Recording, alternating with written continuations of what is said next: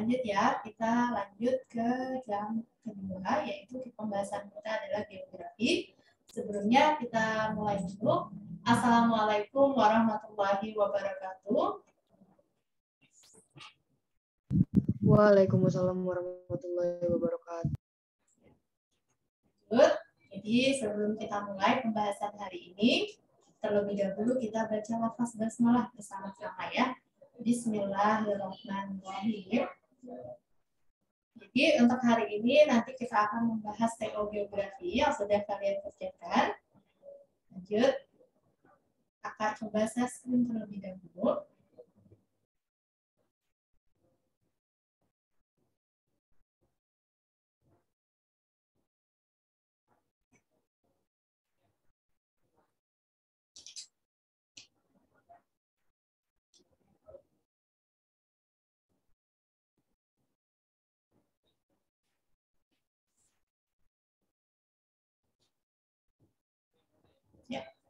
Jadi ya, sebelumnya perkenalkan nama kakak Anak Firjani dengan kode pengajar GAF. Jadi di sini kakak pengajar geografi, kalian bisa panggil Kak Anak. Kita langsung mulai saja ya pembahasan kita untuk bahas soal TO geografi. Dimulai dari nomor 16 sampai nomor 30. Kita mulai dulu. Nomor 16. Oke. Jadi kalau misal ada soal seperti ini, kalian sebaiknya baca dulu soalnya ya. Jadi ketika sudah baca soal nanti kan kita tahu ya apa yang akan ditanya atau konteks soalnya itu seperti apa. Jadi ketika kita membaca wacananya atau artikelnya kita lebih bisa memahami.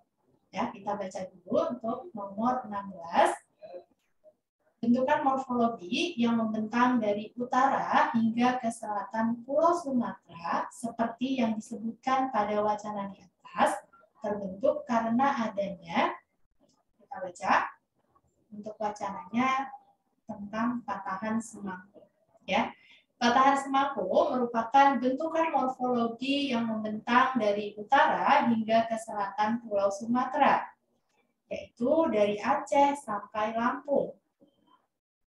Patahan semangku terbentuk karena tumbukan antara lempeng Samudra Hindia Australia dengan lempeng benua Eurasia, ya, atau benua Eropa Asia.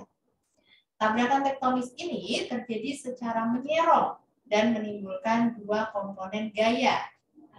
Gaya yang pertama menyebabkan masuknya ujung lempeng Samudra Hindia Australia ke bawah lempeng benua Eurasia, sehingga membentuk palu laut yang memanjang di perairan sebelah barat Pulau Sumatera dan pegunungan Bukit Barisan yang membentang di bagian barat Pulau Sumatera. Gaya yang kedua membentuk jalur patahan semangku yang merimpit dengan pegunungan Bukit Barisan. Bentuk patahan yang mudah terlihat terdapat di Ngarai Sianok dan Lembah Anai di Sumatera Barat. Bagian utara blok semangku berbentuk seperti kubah dengan diameter sekitar 40 km. Dan bagian selatan dari blok semangku membentuk beberapa bentang alam seperti Pegunungan Semangku, Depresi Uleh Beluh, dan Waliman. Kemudian Teluk Belitung dan Pos Rantai. Ya, jadi berdasarkan teks pada wacana tersebut, ya, terdapat beberapa hal-hal penting. Yang pertama, bentukan morfologi yang membentang dari utara hingga ke selatan Pulau Sumatera tadi, yang dimaksud dalam wacana itu adalah patahan semangku. Ya, yang kedua, patahan semangku terbentuk karena tumbukan lempeng. Tadi antara lempeng Samudra Hindia Australia dengan lempeng benua Eurasia. Tabrakan lempeng tadi atau aktivitas tektonisme yang terjadi ini terjadi secara menyerong. Oleh karena patahan semangku terbentuk akibat adanya tabrakan tektonis tadi, maka tenaga yang membentuknya adalah tenaga endogen. Ya, jadi di materi litosfer sudah pernah dibahas bahwa tenaga pembentuk muka bumi, Ya, jadi kenapa sih permukaan bumi kita itu tidak sama, tetapi beragam? Ada berupa patahan, lipatan, kemudian ada lembah, ya, ada pegunungan, ada dataran rendah. Kenapa itu bisa berbeda-beda gitu? Kenapa? Karena ada tenaga yang membentuk itu, atau disebut juga tenaga pembentuk muka bumi. Ya, jadi tenaga pembentuk muka bumi itu ada dua. Ada tenaga endogen dan tenaga eksogen. Tenaga endogen itu tenaga yang berasal dari dalam bumi. Ya, tenaga endogen. Kita tulis di sini tenaga pembentuk muka bumi.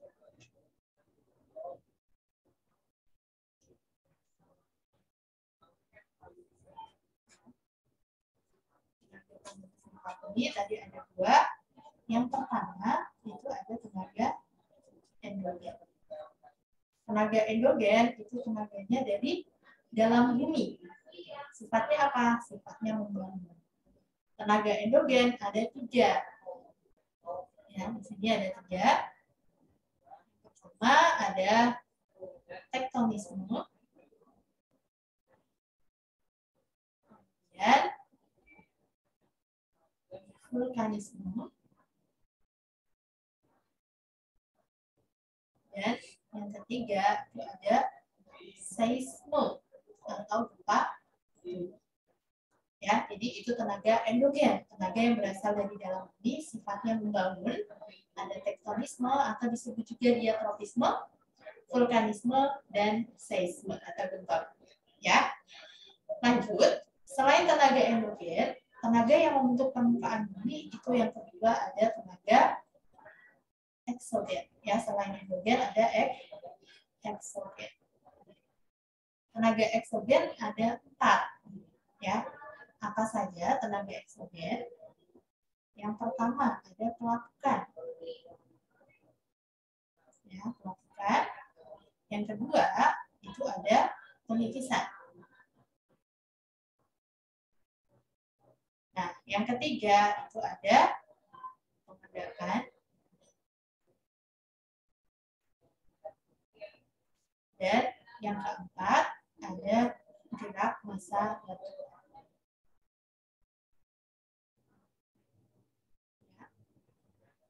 Jadi kalau ditanya tenaga pembentuk muka bumi itu ada dua, tadi ya, tenaga endogen dan tenaga eksogen.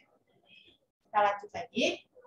Tadi yang kita bahas adalah patahan semangkuk. Ya, patahan semangkuk ini terbentuk karena aktivitas tektonisme, ya, atau pergerakan lempeng, aktivitas lempeng.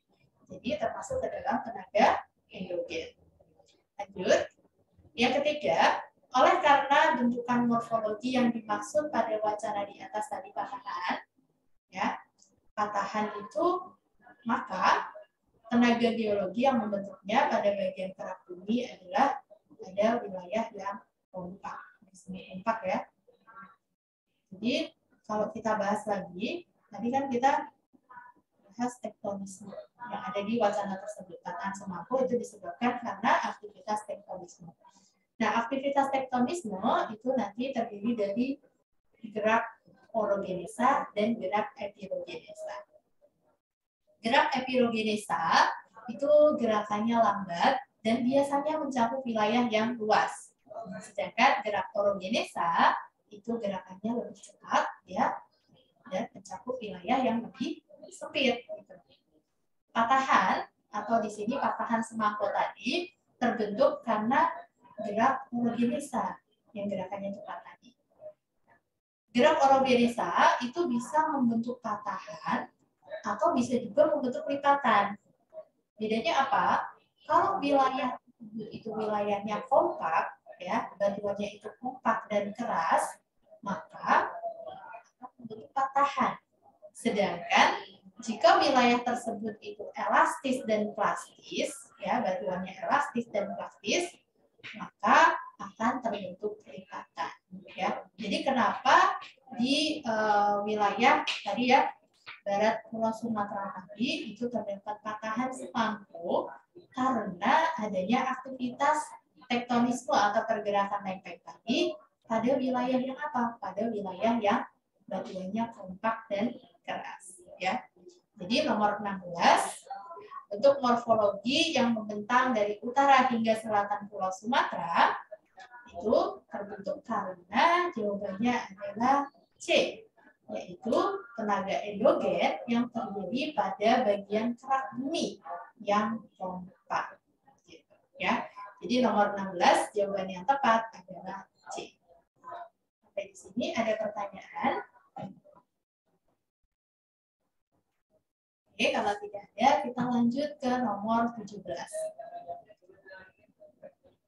Morfologi dasar laut yang berupa depresi yang memanjang di perairan sebelah barat Pulau Sumatera, seperti yang dimaksud pada wacana di atas, terbentuk karena, ya. Jadi kita lihat morfologi laut yang berupa depresi memanjang di perairan sebelah barat Pulau Sumatera, seperti yang dimaksud pada wacana, itu adalah palung laut, ya.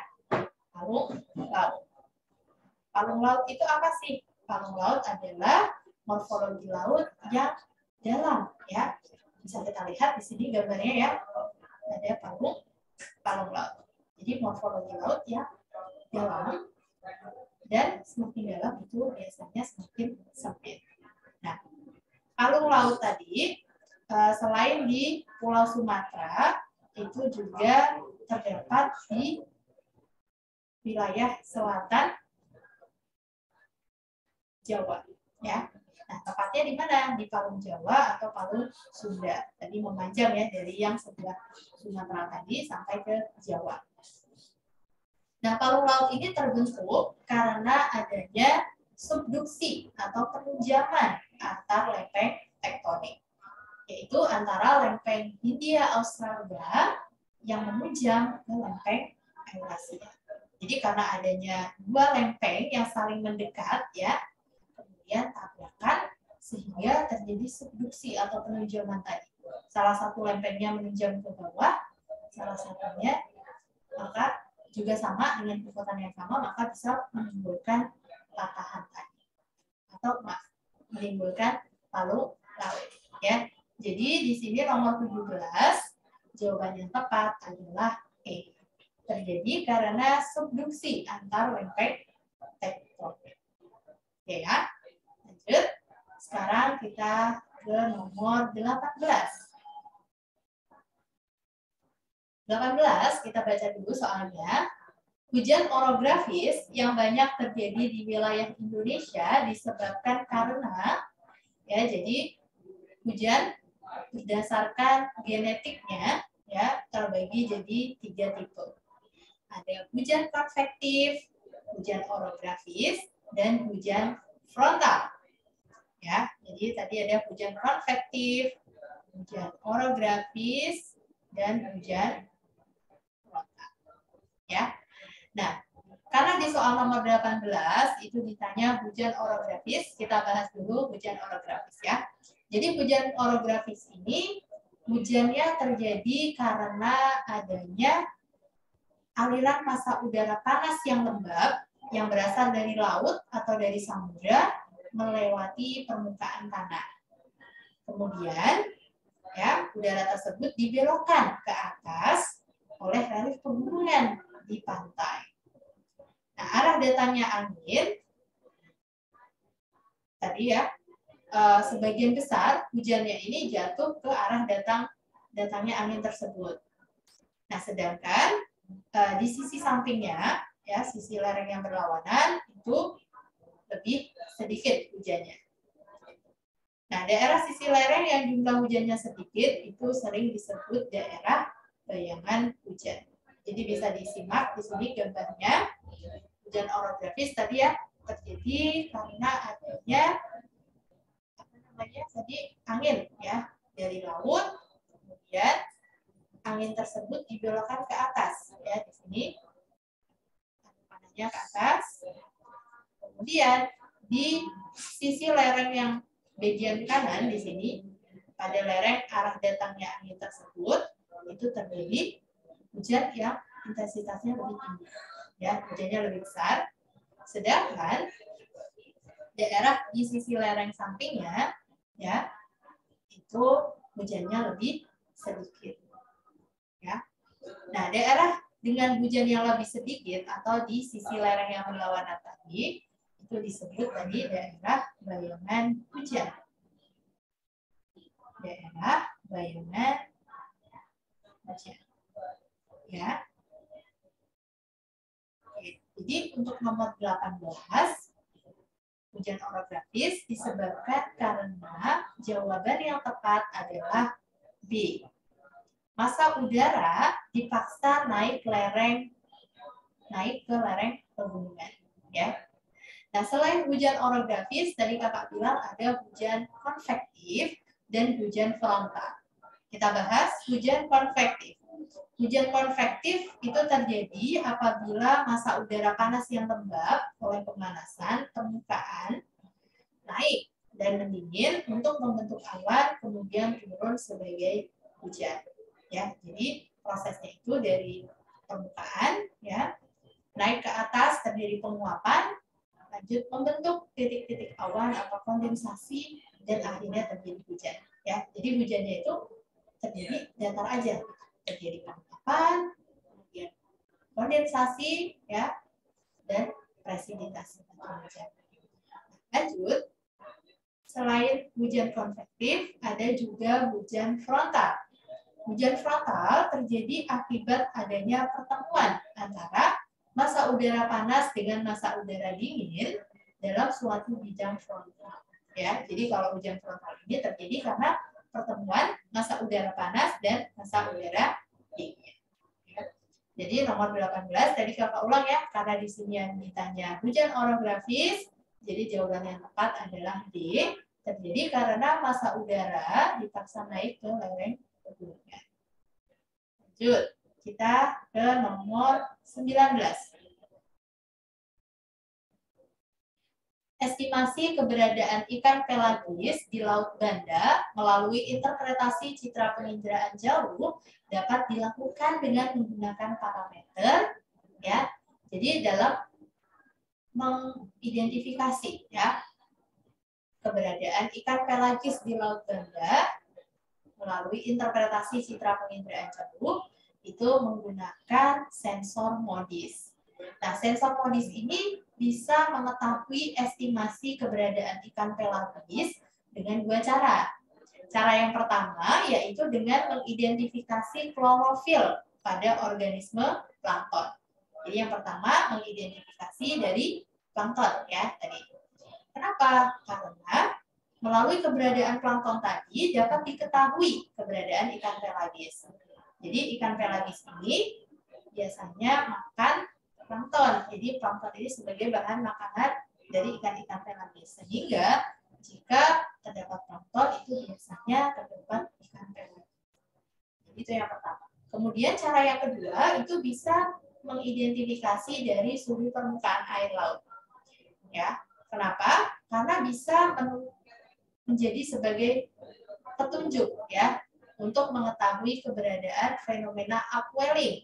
Ya, fenomena upwelling itu adalah fenomena di mana massa air laut ini yang dari dasar naik ke atas. Jadi air laut yang dari bawah itu naik ke atas. Kenapa bisa terjadi upwelling? Karena adanya perbedaan suhu dan salinitas. Dan juga bisa diakibatkan karena adanya arus sepanjang pantai. Jadi biasanya di tempat-tempat terjadinya upwelling, ya, itu ditemukan banyak plankton dan juga ikan-ikan pelagis. Ya, jadi untuk nomor 19, untuk mengidentifikasi atau estimasi keberadaan ikan pelagis itu bisa kita gunakan dengan menggunakan parameter apa? Yang tepat adalah parameter suhu permukaan air laut. Ya, jadi jawabannya adalah D. Kita lanjut, nomor 20. Perhatikan gambar di bawah ini, ya. Jadi kalau kita lihat di sini ada ditampilkan gambar daerah aliran sungai, ya. Daerah aliran sungai itu terbagi ada wilayah A. Wilayah A ini disebut bagian hulu. Maka tulis di sini yang A itu bagian hulu, yang B itu bagian tengah atau daerah transisinya. Sedangkan bagian C itu adalah daerah hilir. Ya. Berikut ini merupakan pernyataan yang benar berdasarkan gambar di atas adalah ya. Jadi kita lihat dulu berdasarkan gambar di atas di situ kan dijelaskan adanya daerah aliran sungai atau segmen sungai, ada bagian hulu, tengah dan hilir. Setiap segmen sungai tadi itu punya ciri-cirinya masing-masing. Untuk segmen sungai bagian A atau bagian hulu, ciri-cirinya yang pertama kerapatan alirannya tinggi, kemudian aliran airnya cepat, gradien sungainya besar, erosi vertikal sangat dominan atau lebih dominan dibandingkan dengan erosi lateral. Lanjut, merupakan daerah kikisan erosi. Terus lembah sungainya berbentuk V. Terkadang pada bagian tertentu sungai itu ditemukan jeram, air terjun ataupun erosi mudik. Dan merupakan daerah sediment protection. Ya, jadi itu adalah ciri-ciri sungai bagian hulu. Kemudian ciri-ciri sungai bagian tengah ya atau bagian transisi. Yang pertama, gradien sungai itu mulai rendah dan moderat. Lanjut, kecepatan aliran airnya mulai lambat. Erosi vertikal relatif seimbang dengan erosi lateralnya. Lembah sungai mulai berbentuk U dengan sisi lereng yang melebar. Kemudian aliran sungainya itu mulai membentuk meander. Meander itu kelak-kelok sungai. Ya, jadi sungainya berkelak-kelok. Dan terakhir merupakan daerah sedimentasi, sediment transportation. Ya, jadi itu ciri-ciri sungai bagian tengah. Sekarang untuk ciri-ciri sungai bagian hilir. Yang pertama, gradien sungainya rendah. Ya. Yang kedua, aliran airnya lambat. Erosi lateral itu lebih dominan dibandingkan erosi vertikal. Kemudian, lembah sungainya berbentuk U dengan sisi lereng yang melebar. Aliran sungainya itu membentuk meander dan merupakan daerah pengendapan. Ya. Nah, kemudian karena daerah pengendapan tadi, jadi di sungai bagian hilir itu sering ditemukan oxbow lake atau danau tapal kuda, tambun sungai atau natural lift, dan dataran banjir atau floodplain. Ya, jadi kalau kita lihat opsi jawabannya dari A sampai E yang lebih tepat adalah D, yaitu oxbow lake, floodplain, dan natural lift umum dijumpai di segmen sungai C. Ya. Jadi nomor 20 jawaban yang tepat adalah C. Kita lanjut nomor 21. Industri yang mengolah bahan mentah tertentu dan menghasilkan produk dengan volume yang lebih kecil daripada bahan mentahnya. Sebaliknya, sebaiknya memilih lokasi industri yang berorientasi pada ketersediaan. Ya, jadi berdasarkan teori lokasi biaya transportasi, ya, lokasi biaya transportasi minimum yang dikemukakan oleh Alfred Weber pada tahun 1909. Jadi industri yang mengolah bahan mentah tertentu dan menghasilkan produk dengan volume yang lebih kecil daripada bahan mentahnya, itu sebaiknya memilih lokasi yang berorientasi pada ketersediaan bahan mentah atau disebut juga weight processing industry. Ya. Kenapa? Karena untuk mengurangi biaya pengusutan yang besar ketika harus mengangkut bahan mentah dari lokasi yang terdapat bahan mentah ke lokasi proses produksi. Contohnya apa sih industri yang berorientasi pada bahan mentah? Atau industri atau pabriknya tadi diletakkan di dekat bahan bakunya. Contohnya adalah industri keju. Ya, jadi volume susu atau bahan mentahnya tadi, bahan bakunya itu lebih besar dan menghasilkan produk yang lebih kecil volumenya, sehingga lebih mudah mengangkut keju daripada mengangkut susunya. Atau di sini berarti biaya transportasinya akan lebih mahal mengangkut susu karena volumenya tadi lebih banyak dan akan menghasilkan hasil atau produk yang volumenya lebih kecil.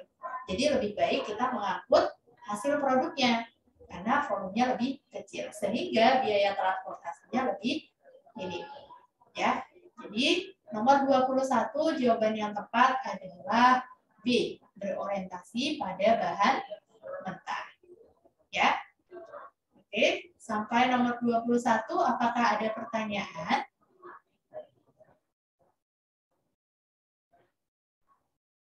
Tidak ada pertanyaan. Oke, kita lanjut ke nomor 22. Kita baca dulu soalnya. Sensus penduduk Indonesia yang dilaksanakan pada periode 15 Februari 2020 sampai dengan 31 Maret 2020 secara mandiri atau secara online melalui moda komputer, edit, web interviewing. Berdasarkan metode pengumpulan datanya termasuk ke dalam sistem apa, gitu kan ya. Jadi berdasarkan metode pengumpulan data, teknik pelaksanaan sensus itu dapat dibedakan menjadi dua. Ada sensus householder dan juga sensus canvasser. Ya. Sensus householder yaitu sensus yang dilakukan atau dilaksanakan dengan cara pengisian daftar pertanyaan atau angket oleh responden secara mandiri. Sedangkan untuk sensus canvasser yaitu sensus yang dilaksanakan dengan cara pengisian daftar pertanyaan atau angket oleh petugas sensus melalui wawancara. Ya, jadi di sini di garis bawah bahwa sensus householder itu yang mengisi angket adalah respondennya secara mandiri. Sedangkan sensus canvasser itu diisi oleh petugas sensus melalui wawancara. Ya, jadi kalau misal dilaksanakan sensus secara mandiri atau secara online ya, berarti yang mengisi adalah respondennya atau masyarakatnya secara langsung. Jadi disebut metode householder. Tetapi jika sensusnya itu dilaksanakan, petugasnya datang ke rumah-rumah warga, kemudian memberikan pertanyaan ya atau memberikan wawancara di situ berdasarkan angket atau daftar pertanyaan yang sudah disiapkan. Jadi di situ jawabannya adalah canvasser. Ya, tapi karena di nomor 22 ditanya sensusnya ini secara mandiri online ya. Jadi jawaban yang tepat adalah sensus householder atau pilihan jawaban A. Oke, cukup paham ya? Lanjut nomor 23. Wilayah di Indonesia yang memiliki tingkat kerawanan tinggi terhadap bencana gempa bumi adalah, kita lihat di sini petanya, bahwa secara geomorfologis Indonesia terletak pada dua jalur pegunungan muda, yaitu Sirkum Mediterania dan Sirkum Pasifik. Ya. Jadi ada Sirkum Mediterania dan Sirkum Pasifik. Sirkum Mediterania terdiri dari dua busur. Ada busur dalam, ya. Busur dalam ini busur vulkanis, sedangkan busur luar itu busur non vulkanis. Nah, busur dalam itu terdiri dari wilayah busur Sumatera Jawa, kemudian busur Kepulauan Nusa Tenggara dan juga busur Banda. Sedangkan busur luar atau busur non vulkanis yaitu ada Pulau Simeulue, kemudian Pulau Nias, Kepulauan Mentawai, Pulau Enggano, pulau-pulau di bawah laut sebelah selatan Pulau Jawa dan Kepulauan Nusa Tenggara. Itu termasuk wilayah Sirkum Mediterania. Kemudian yang kedua ada Sirkum Pasifik. Jadi Sirkum Pasifik ini terdiri dari jalur pegunungan api di Himalaya, di Halmahera atau di Maluku Utara, kemudian Sulawesi dan Kepulauan Sangir Talaut. Nah, oleh karena itu, wilayah Indonesia yang memiliki tingkat kerawanan yang tinggi terhadap gempa bumi adalah wilayah yang dilalui oleh sirkum Mediterania dan sirkum Pasifik.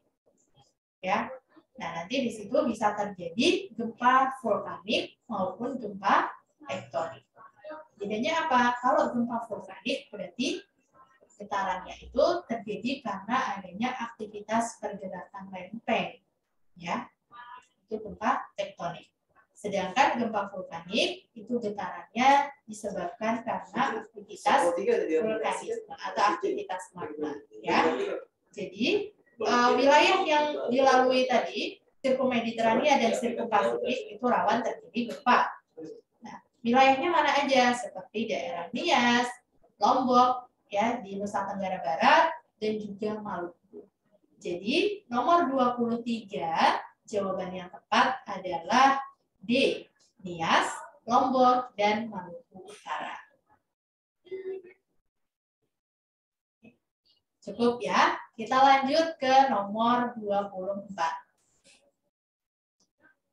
Urutan vegetasi dari Sumatera sampai Nusa Tenggara Timur adalah, ya, kita lihat di sini bahwa urutan vegetasi dari Sumatera. Sumatera itu dengan curah hujan yang tinggi, ya. Curah hujan yang tinggi, berapa curah hujannya? Sekitar lebih dari 2.500 mm per tahun, ya. Jadi kalau pembagian iklim menurut Koppen, wilayah dengan curah hujan lebih dari 2.500 mm per tahun termasuk ke dalam wilayah tipe iklim AF. Ya, tipe iklim AF. Nah, tipe iklim AF atau daerah tropis dengan curah hujan yang tinggi, vegetasinya adalah hutan hujan tropis.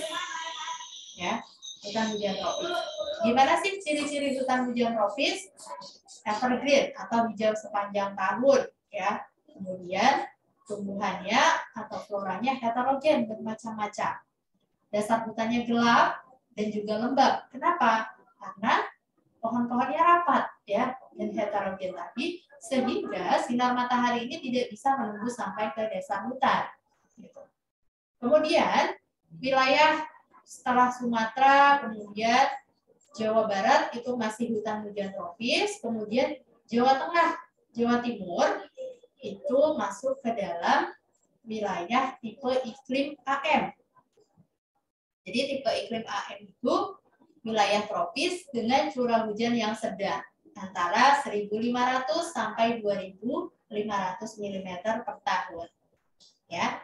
Jadi kalau wilayah tipe iklim AM vegetasinya adalah hutan musim tropis. Ciri-cirinya apa? Ciri-cirinya pada musim kemarau biasanya tumbuhannya itu meranggas, ya. Kemudian geser lagi ke timur, wilayah Nusa Tenggara dan sekitarnya, ya. Di situ tipe iklimnya apa? Tipe iklimnya adalah AW. Tipe iklim AW yaitu daerah dengan iklim tropis, tetapi curah hujannya rendah, yaitu kurang dari 1.500 mm per tahunnya. Nah, biasanya kalau daerah dengan tipe iklim AW itu vegetasinya adalah savana atau sabana tropis, ya, atau padang rumput yang diselimuti dengan tanaman-tanaman tertentu. Jadi untuk nomor 24 urutan vegetasi dari Sumatera sampai Nusa Tenggara Timur, jawaban yang tepat adalah E. Hutan hujan tropis, kemudian hutan musim tropis, dan sabana tropis. Ya. Kita lanjut sekarang ke nomor 25. Ya, jadi sama seperti nomor 16 tadi, kita baca dulu soalnya. Soalnya, konsep esensial geografi yang digunakan untuk menyatakan hubungan spasial antara lokasi muara Sungai Seine dengan lokasi kota yang dimaksud pada wacana di atas adalah, ya, jadi menurut Seminar dan Lokakarya IGI atau Ikatan Geografi Indonesia di tahun 1988, konsep esensial geografi itu terdiri dari 10 konsep. Salah satunya ya ada konsep lokasi, jarak, pola, morfologi, aglomerasi, kemudian keterjangkauan, nilai kegunaan, interaksi interdependensi, diferensiasi area, dan keterkaitan keuangan. Ya, jadi ada 10 konsep esensial geografi. Kemudian konsep esensial geografi yang ditanya ya, yang menyatakan hubungan spasial antara lokasi muara Sungai Seine, yaitu di Selat Inggris, dengan lokasi kota yang dimaksud pada wacana, yaitu kota Paris. Ya, di situ kalau sudah dipecah, itu adalah jarak absolutnya. Ya, kenapa? Karena di kalimat ini, kota ini dilalui oleh Sungai Seine dan berjarak sekitar 350 km dari muara Sungai Seine. Itu kata kuncinya. Ya, 370 km. Jadi di situ menunjukkan apa? Menunjukkan jarak. Ya, konsep jarak itu terbagi jadi dua. Ada jarak absolut dan jarak relatif. Absolut dan relatif. Jarak absolut itu dinyatakan dengan satuan jarak. Satuan jarak yang mutlak. Contohnya ada kilometer, meter, ataupun mil, atau yang lain. Ya. Sedangkan jarak relatif itu biasanya dinyatakan dalam satuan waktu. Contoh, dari kota A ke kota B itu 1 jam. Gitu. Berarti di situ menandakan konsep jarak secara relatif.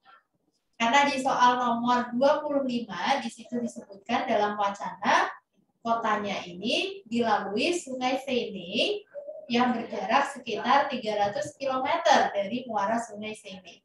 Jadi jawaban yang tepat adalah konsep jarak absolut. Ya, jadi jawabannya adalah C. Kita lanjut. Sekarang nomor 25.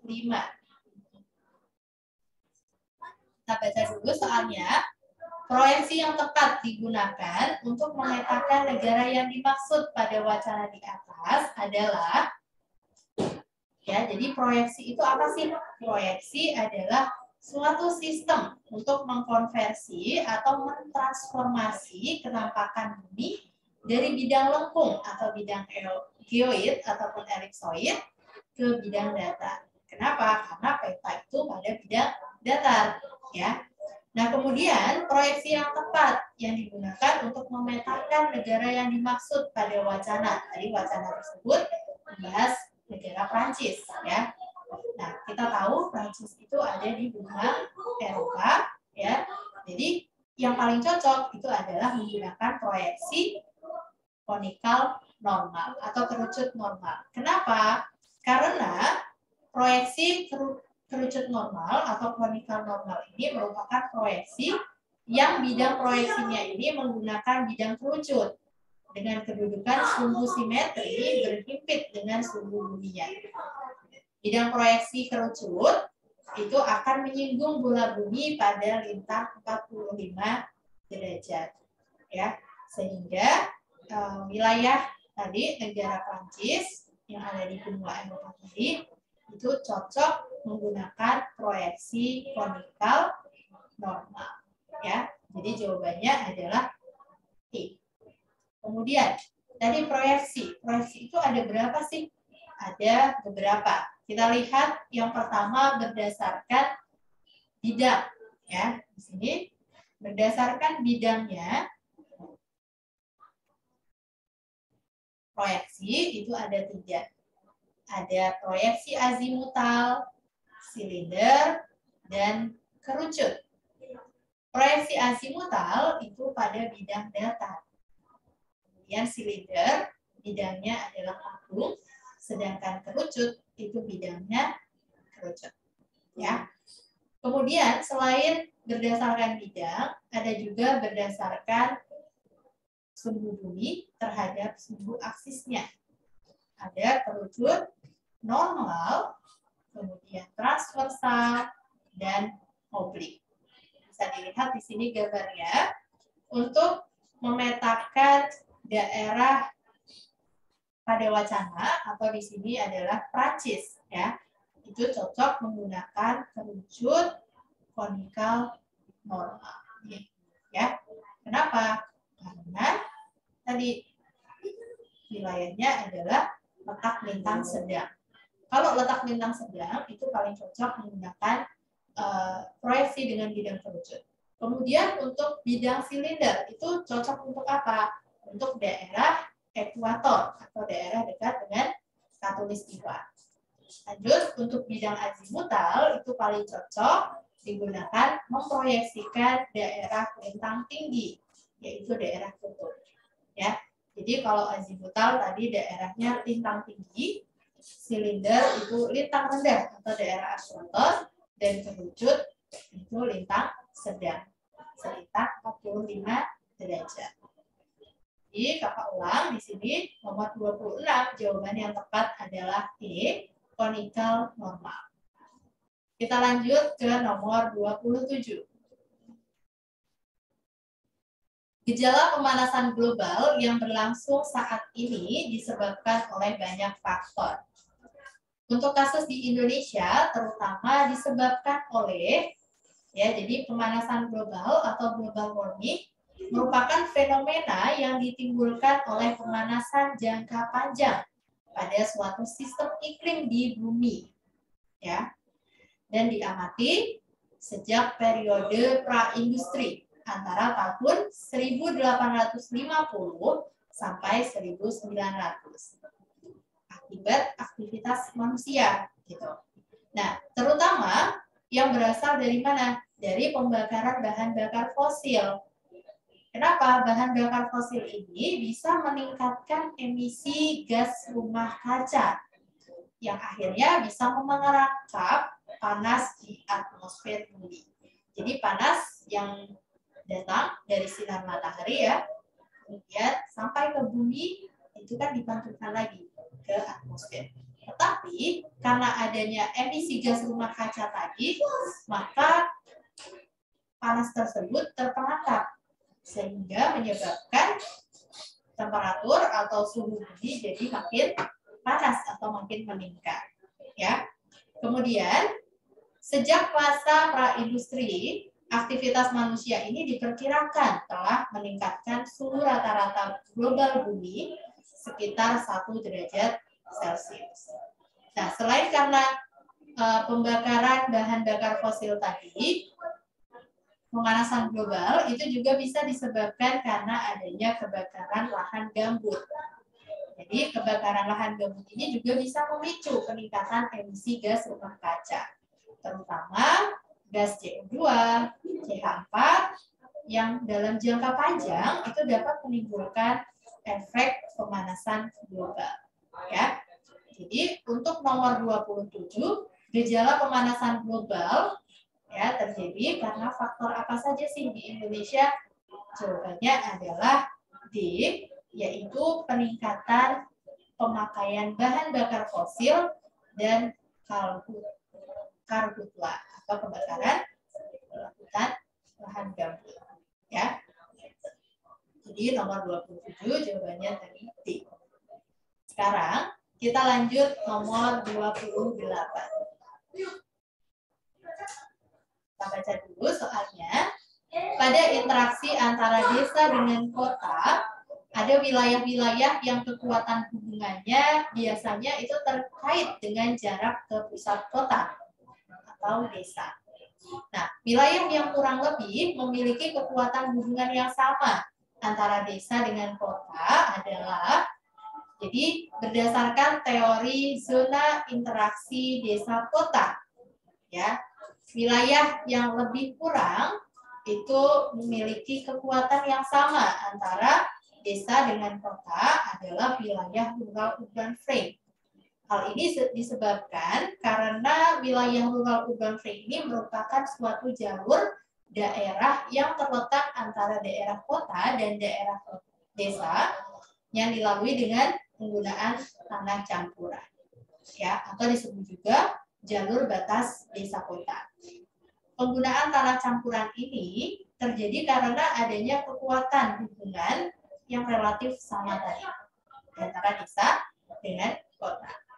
Ya, jadi kalau kita lihat di sini gambarnya, zona interaksi desa kota itu terdiri dari beberapa zona.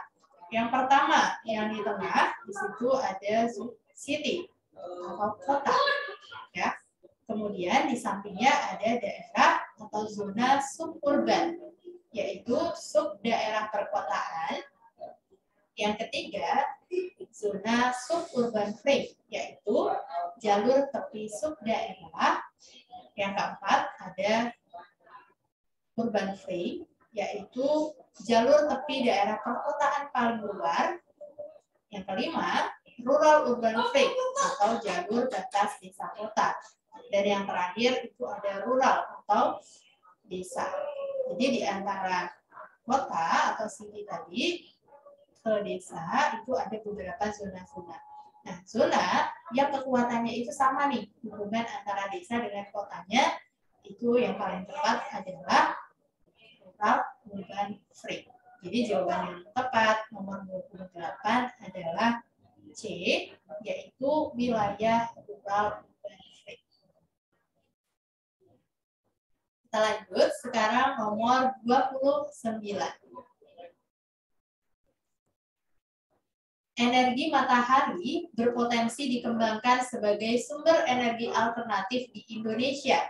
Karena ya, jadi energi matahari berpotensi dikembangkan di Indonesia ya sebagai sumber energi alternatif karena intensitas matahari di Indonesia yang tinggi. Nah, kenapa atau apa saja penyebab Indonesia memiliki intensitas sinar matahari yang tinggi? Yang pertama, secara astronomis ya. Jadi secara astronomis Indonesia terletak pada 6 derajat lintang utara sampai 11 derajat lintang selatan dan 95 derajat bujur timur sampai 141 derajat bujur timur. Ya. Untuk garis lintang di sini 6 derajat LU sampai 11 LS itu akan berpengaruh terhadap iklim. Jadi kenapa iklim di negara kita tropis? Karena kita terletak pada garis lintang 6 derajat lintang utara sampai 11 derajat lintang selatan. Kemudian untuk garis bujur akan berdampak pada waktu. Ya. Jadi kenapa waktu di Indonesia itu terbagi menjadi 3 daerah waktu?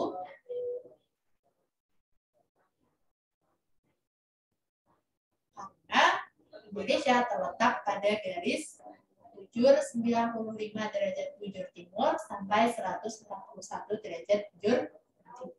Ya. Karena setiap perbedaan 1 derajat itu sama dengan jeda 4 menit. Sehingga perbedaan 15 derajat itu beda 1 jam. Jadi di Indonesia terbagi menjadi 3 daerah waktu. Ya. Jadi kembali lagi, secara astronomis tadi wilayah Indonesia terletak pada garis lintang tersebut.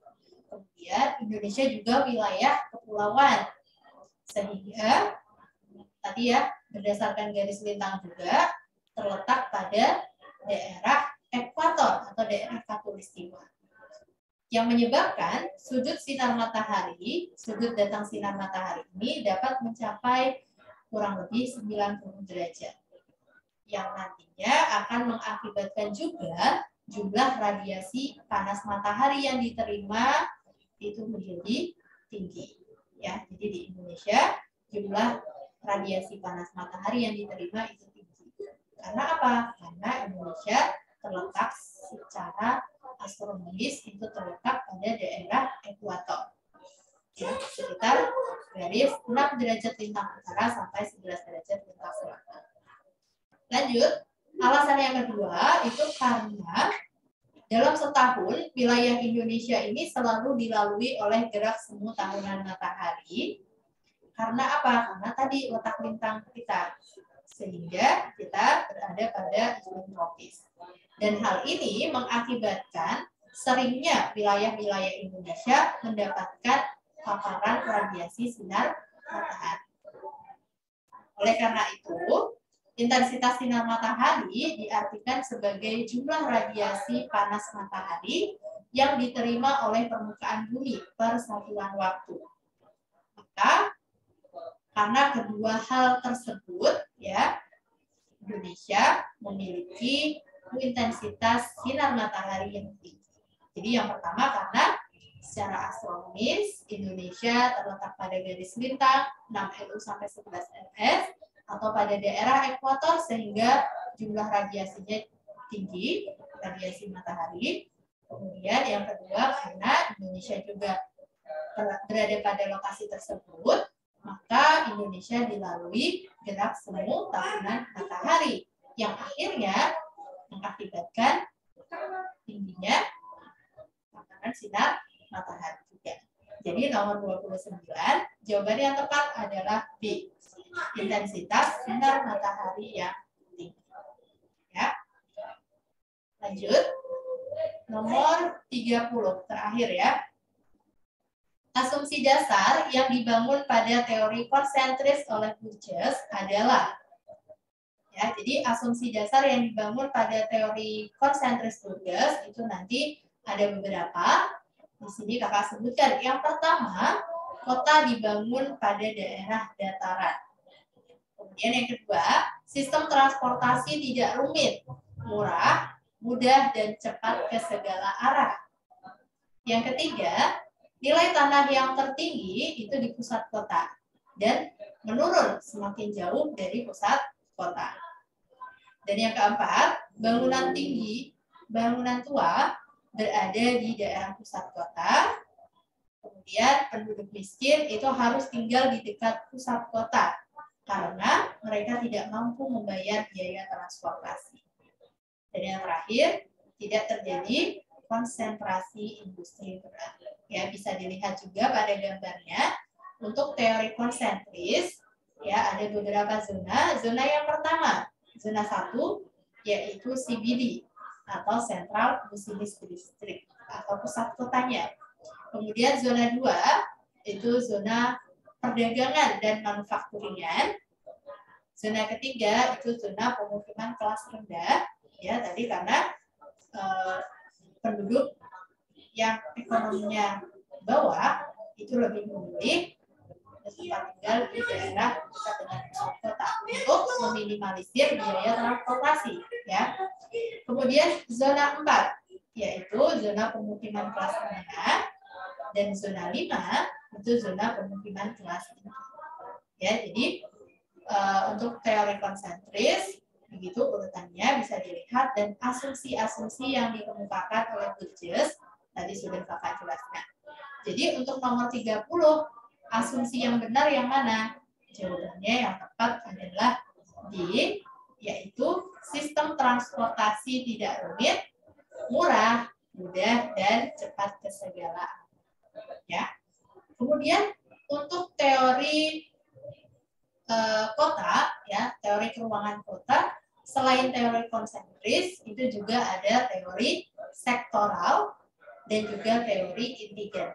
Nanti bisa kalian cari tahu lebih lanjut ya, teori konsentris dan juga teori sektoral ataupun teori intigen. Oke, cukup ya karena pembahasan kita sudah sampai ke nomor 30. Sekarang kakak persilahkan jika ada pertanyaan. Apakah ada pertanyaan?